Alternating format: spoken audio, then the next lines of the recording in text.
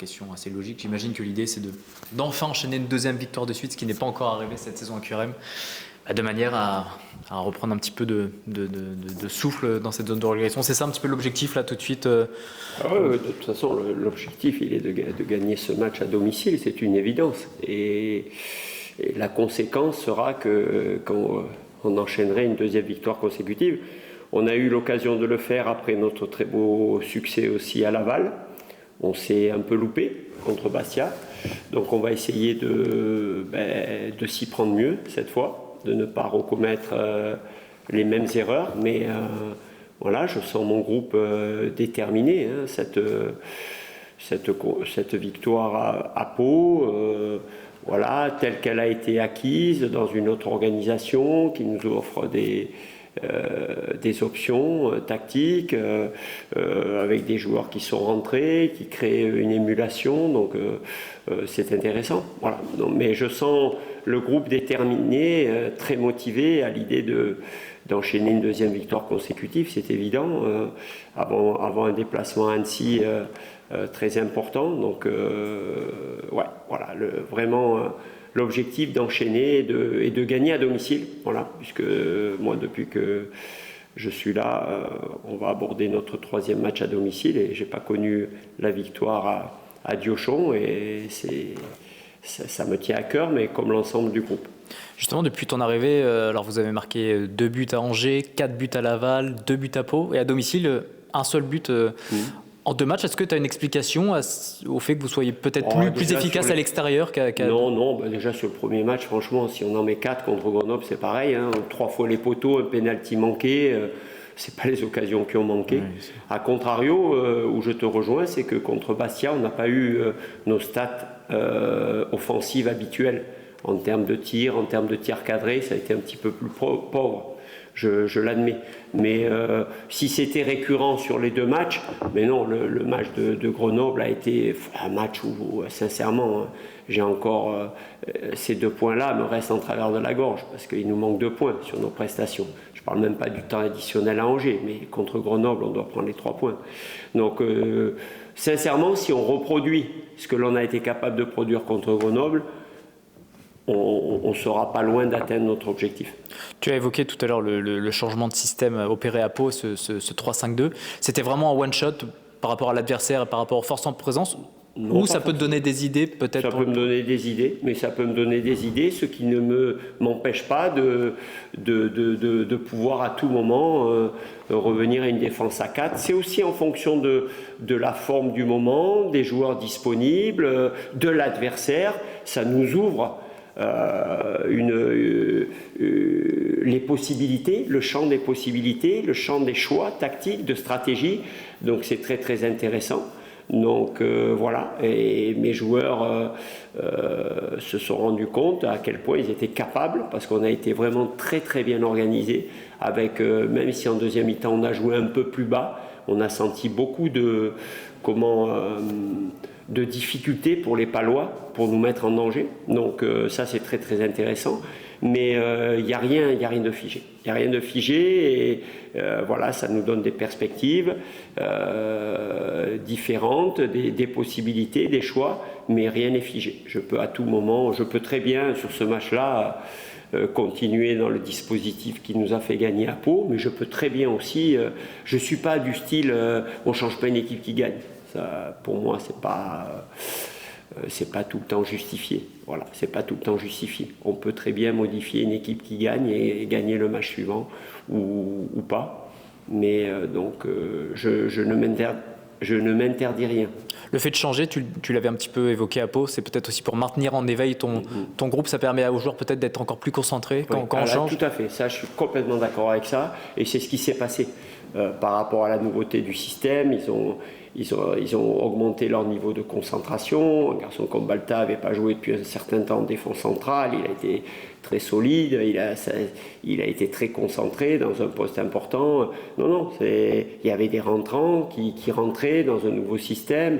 Yo, Gus, et tout le monde a répondu présent. Donc ça, à ce niveau-là, ouais, on a atteint vraiment l'objectif que je m'étais fixé de remettre en éveil au niveau de la vigilance et de la concentration. Donc le résultat a suivi en plus.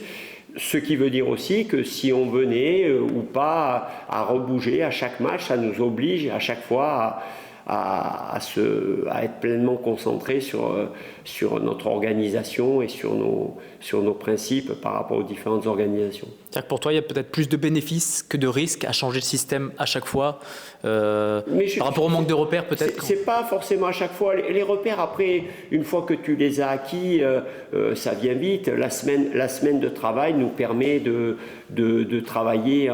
C'est pas comme si la veille, tu décidais de... Je veux dire, voilà, on a travaillé cette semaine déjà, toute la semaine, et mes joueurs ont déjà une idée de ce qu'on va faire. Voilà, donc c'est pas un problème. À ce niveau-là de compétition, des joueurs professionnels, ils sont capables. Ils sont capables. Donc, voilà. Franchement, je ne me préoccupe pas de ça. Mon début de semaine a été très bon en termes d'intensité dans les jeux, dans les séances d'entraînement, les réponses qu'ils ont données au prépa physique. Voilà, aujourd'hui, on a un peu levé le pied avec un entraînement un peu plus ludique, un peu plus tranquille pour en retrouver quand même du gaz.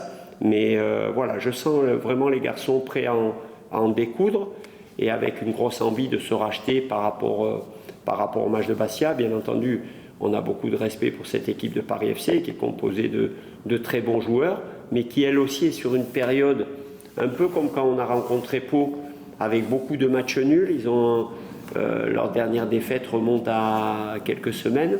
Et donc voilà, c'est une équipe qui elle aussi est avide de retrouver le chemin à la victoire. Donc on s'attend à un match très difficile. Le match aller avait été un match à rebondissement où QRM avait été capable de revenir au score, de tenir tête à cette équipe. Donc voilà, on sait qu'on est capable de le faire. Équipe qui voyage bien, puisqu'elle n'a... Alors effectivement, elle ne gagne pas tous ses matchs, mais elle n'a pas perdu à l'extérieur depuis le 23 septembre. Ça veut dire quoi là? C'est une équipe quand même à l'extérieur qui arrive à résister. Oui, c'est une équipe qui voyage bien. Pourtant, elle joue c'est une équipe joueuse qui joue dans la même organisation, souvent avec 4 joueurs offensifs. C'est une équipe joueuse. Après, bon, voilà, les stats, on peut toujours, sur les 2 derniers matchs, à quelques secondes près, ça peut être 2 défaites aussi. Donc, ça montre la qualité mentale de cette équipe qui ne lâche rien, puisqu'ils viennent de marquer 2 fois, je crois qu'ils viennent d'égaliser dans le temps additionnel. Donc, voilà, non, on s'attend. C'est vraiment une équipe, je pense, qui peut-être était encore plus ambitieuse que son classement actuel, donc qui aspire à refaire une série et à recoller dans la première partie de tableau. Donc non, on a conscience qu'il nous faudra une nouvelle fois être très bon pour gagner le match. Alors à Pau, plus par contrainte que par choix, tu as mis Balthazar derrière, comme tu l'as dit tout à l'heure, suite à la petite blessure d'Antoine Baptiste. Balthazar était bon à ce poste-là. Est-ce que là aussi, ça... comment tu juges? Si je l'ai mis, je savais qu'il avait joué à ce poste-là et je savais qu'il avait le profil pour le faire. Donc, mais si bien Antoine... entendu, ça a été une belle réussite. Je m'interdis rien, voilà, c'est pas... Aujourd'hui, le jour où on jouera à 4, non. Ça ne sera pas Balta à ce poste-là, mais dans une défense à 5, sa maîtrise technique, sa qualité de relance au milieu de 2 défenseurs centraux comme ça est très précieuse. Mais j'ai aussi des gens, voilà, petit à petit, j'ai Steven Fortes qui a fait son match de reprise, même si, bien entendu, il n'est pas encore au niveau où on souhaite. Il y a Antoine Baptiste qui n'a pas débuté parce qu'il avait un lumbago toute la semaine. Donc, c'est pas un choix de ma part. Non, justement, c'est pour ça que c'est dit plus par contrainte que par choix. Mais en plus, ça a été une belle réussite, donc ça me donne des... Voilà, ça nous a conforté dans notre choix, mais voilà. Mais on sait qu'il a un profil peut-être que n'ont pas les vrais spécialistes du poste. Donc voilà, ça donne... Là aussi, ça m'ouvre le choix le panel de choix, quoi. Est-ce que tu lui en as voulu après sa passe ratée face à Bastia? Non, mais je pose la question. Non, parce que lui, c'est le maillon de la chaîne. Hein. J'en ai voulu à tous ceux qui ont fait des erreurs. Donc en partant de Benjamin, puis Jason, puis Thiel, puis truc. Donc c'est collectif. On a fait une cascade d'erreurs. Il y a 4 erreurs dans le même but. Donc j'en leur en ai proportionnellement 25, 25, 25. Lui, c'est le maillon de la chaîne. Mais bon, non, absolument pas. Un petit mot justement pour poursuivre un petit peu sur Balthazar qui va te succéder ici. Qu'est-ce que tu penses de ce joueur? Est-ce que tu le connaissais avant de venir? Est-ce que tu l'as découvert forcément en regardant les vidéos au moment de t'engager à QRM? Qu'est-ce que tu peux dire au sujet de Balthazar? Sincèrement, en toute honnêteté, je le connaissais peu, mais je l'ai découvert en regardant les vidéos, voilà. Et je trouvais vraiment un garçon avec un énorme potentiel. Sur le match un des derniers matchs avant la trêve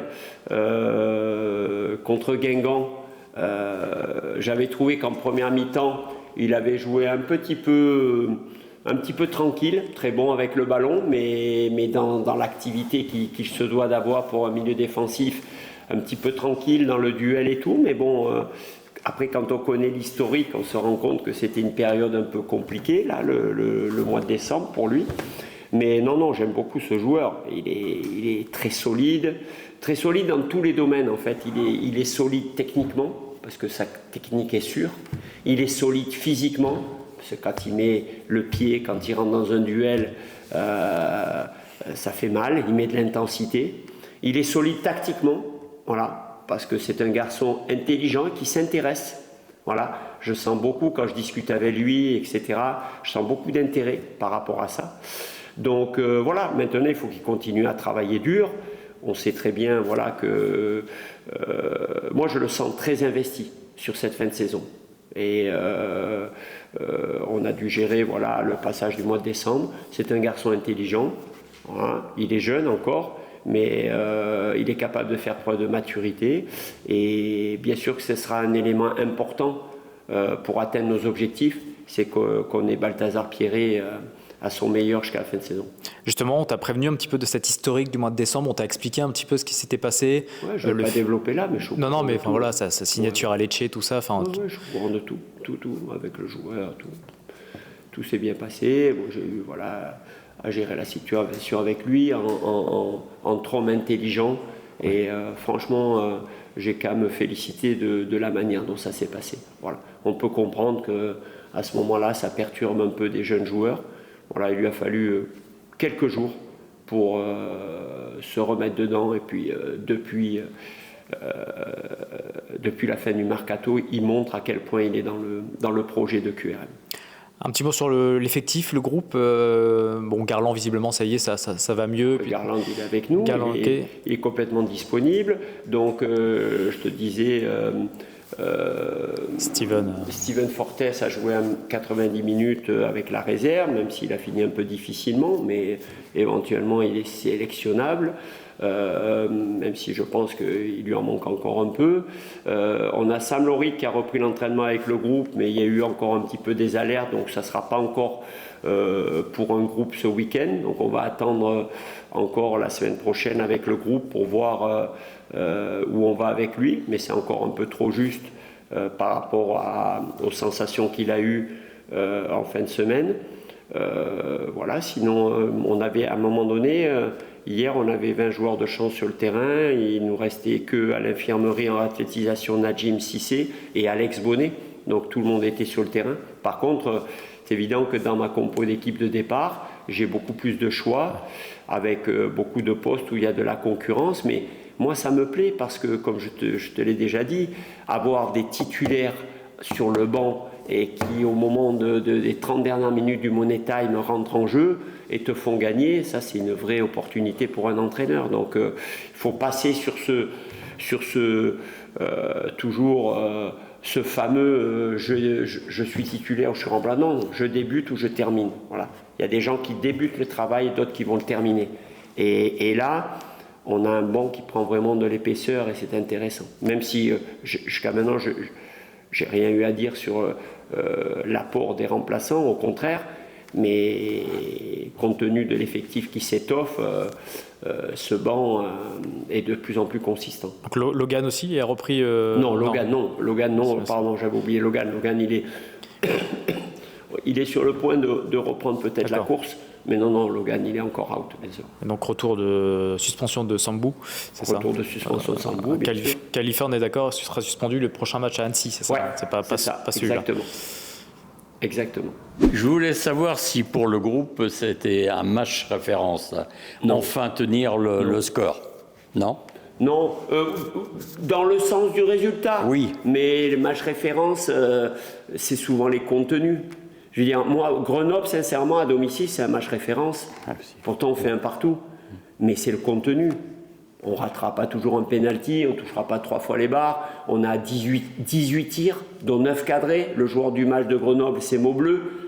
Pour moi, dans le contenu, c'est un match référence. Pourtant, le résultat n'y est pas. C'est un match tactiquement très abouti à Pau. Mais on a été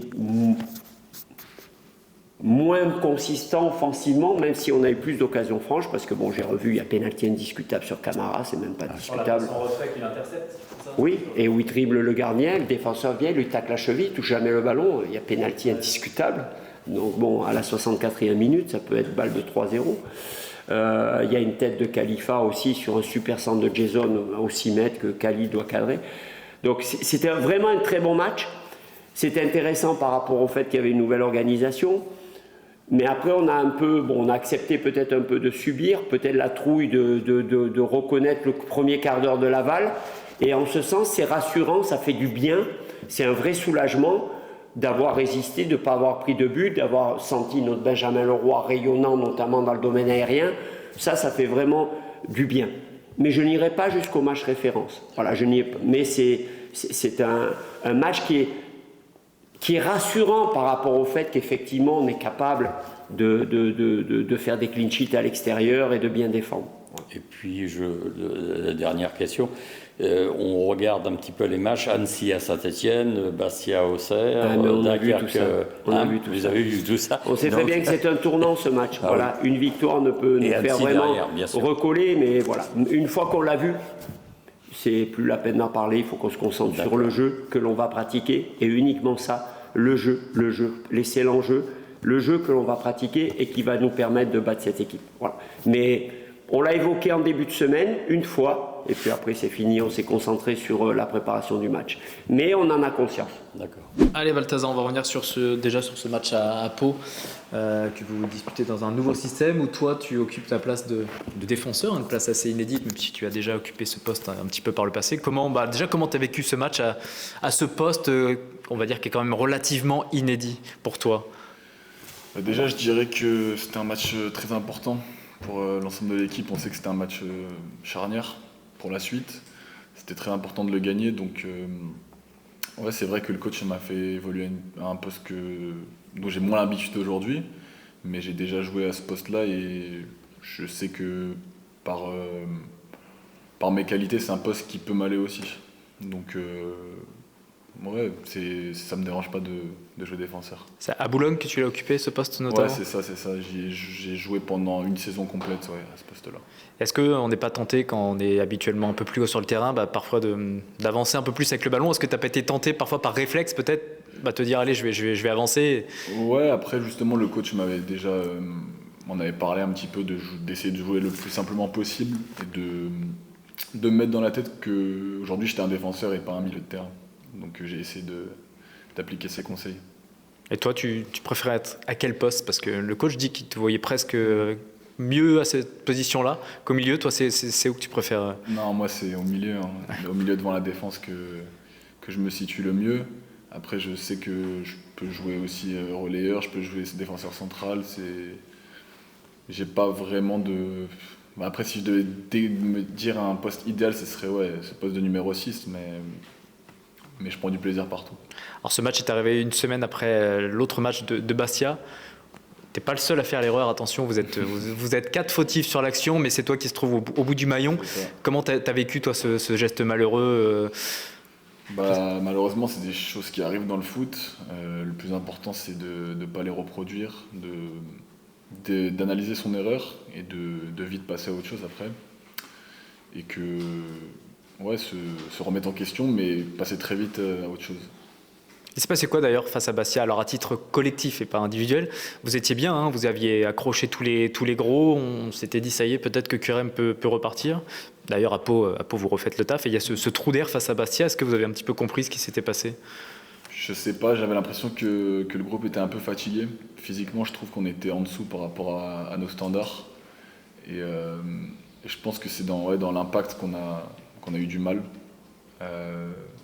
Et après, c'était un jour sans, on ratait des choses que d'habitude on ne rate pas. Et c'était compliqué, c'était un jour sans, je dirais. Comment tu juges ta première partie de saison? On sait que cette saison est un peu particulière pour toi, hein. Tu as eu un mois de décembre avec plein de choses qui te sont venues un petit peu en tête, perturber peut-être ton niveau sportif. Comment tu as vécu tout ça? À un moment, tu as même été remplaçant, ce qui était assez inhabituel. Comment mentalement tu as géré ça?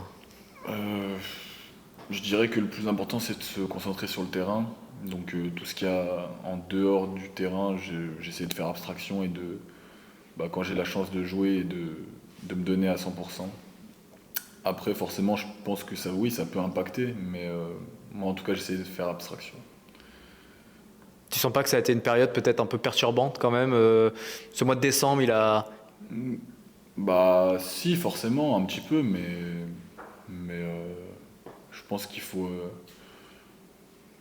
être concentré. Et aujourd'hui, être concentré, c'est quoi? C'est être fixé sur l'objectif du maintien. Donc voilà mon état d'esprit.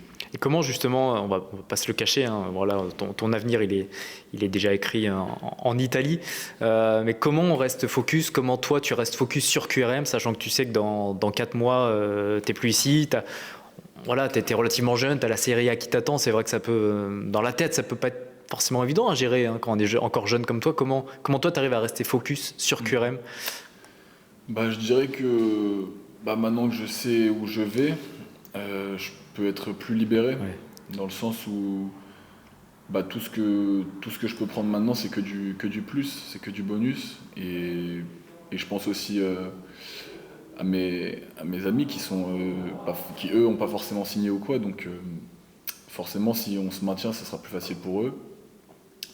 Et je pense que l'objectif commun il prime dans tous les cas. Et puis peut-être penser aussi aux salariés qui bossent ici. Aussi. C'est ce que tu dis en fait, c'est peut-être maintenant plus facile, maintenant que tu es fixé. La période la plus compliquée, c'était peut-être justement où il y avait encore les tractations, les négociations. C'était peut-être ça finalement le plus dur à gérer dans tout ça. Ouais, je pense aujourd'hui, maintenant, là, j'ai vraiment l'esprit libéré et je suis focus sur l'opération maintien. Parce que voilà, tu sais que l'avenir est... Exactement. Et même excitant, on peut dire ça. Voilà, ça doit être assez excitant de savoir que voilà, bientôt il y a des belles choses qui arrivent un peu. Ouais, bien sûr. Je suis très content d'avoir pu signer pour un club de Serie A. Après, ce sera à moi de faire mes preuves et de tout faire pour pouvoir jouer. Et t'as eu peur un moment quand t'as été remplaçant avec Olivier Chouafny que ça puisse remettre en cause certaines choses, que tu ne joues plus jusqu'à la fin de saison? Enfin, t'as eu des petites craintes aussi par rapport à ça? Non, pas forcément, parce que on en avait discuté avec le coach et il y avait certaines raisons qui ont fait que, et non, j'étais pas du tout inquiet. Enfin, j'ai toujours eu la confiance du coach et il m'a toujours dit les choses. On s'est toujours dit les choses, donc non, j'avais pas d'inquiétude sur ça. Là, quand tu parles du coach, tu parles d'Olivier Chouafny ou d'Olivier Chouafny. Exactement. D'accord. Je crois que ton premier but avec QRM, tu le marques face au PFC, justement, à Charletti, après être entré en jeu sur un corner. Là, vous jouez le PFC à nouveau. Bon, l'objectif, il est très clair, c'est peut-être d'enchaîner pour la première fois de la saison une deuxième victoire, histoire de recoller un peu sur le premier non relégable. C'est ça un petit peu le... Ouais, complètement. On s'est fixé un objectif avec le groupe sur plusieurs matchs. Et forcément, ce premier match qui arrive face au PFC, c'est la victoire qui est dans nos têtes. Je dirais que enchaîner une deuxième victoire, ça nous ferait vraiment du bien mentalement.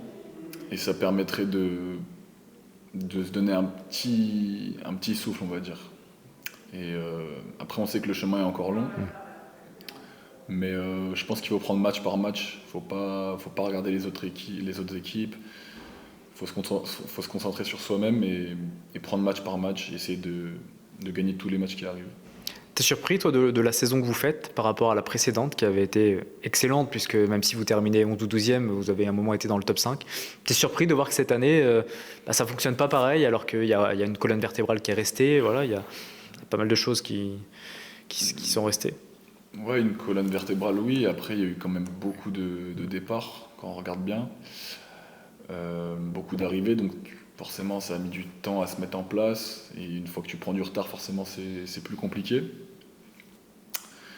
Après, c'est le football. C'est le football, j'ai envie de dire. C'est comme ça.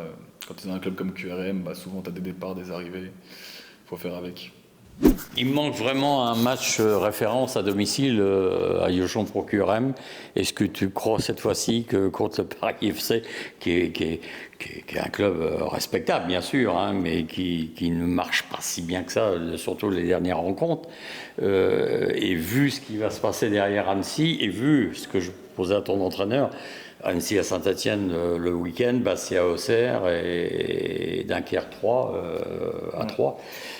Tu penses que cette fois-ci, ça peut être le bon moment de gagner à Dieuchamp pour le public surtout, hein, je parle là. Bien sûr. Comme vous l'avez dit, c'est vrai que cette année, on a plus de facilité à l'extérieur. On a fait de meilleurs matchs à l'extérieur. Alors que normalement, ça doit être une force quand tu joues le maintien comme nous, d'être fort à domicile.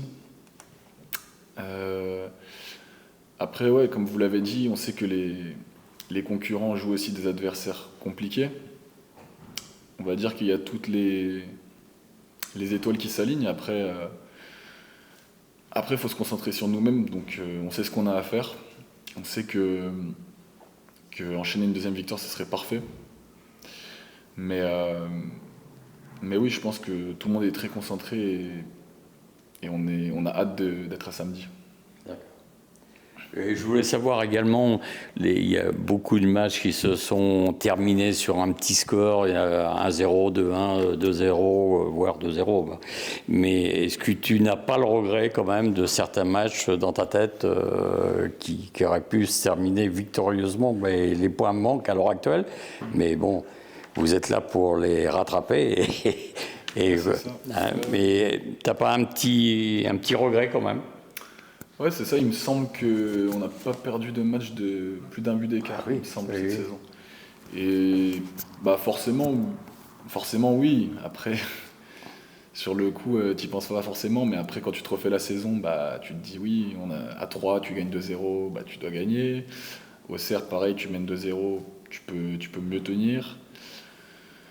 Quand aussi, quand tu prends les buts à la dernière minute, forcément. Après, ça, c'est. Mais dans les arrageux, souvent.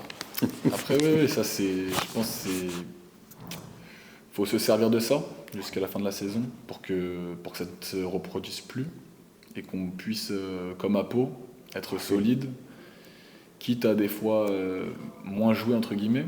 Comme la deuxième mi-temps, on n'a pas produit de jeu, mais par contre on a joué avec d'autres valeurs, des valeurs de courage et de défendre tous ensemble.